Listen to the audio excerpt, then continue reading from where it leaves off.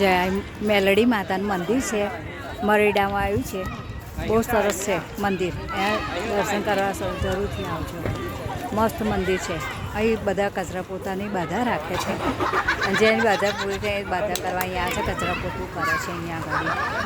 તો તમે પણ જરૂરથી દર્શન કરવા આવો. બહુ સરસ મંદિર છે. નડિયાદ કને છે, નડિયાદથી 3 કિલોમીટર છે.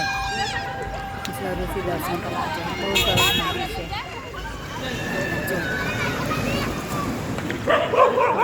દર્શન થશે.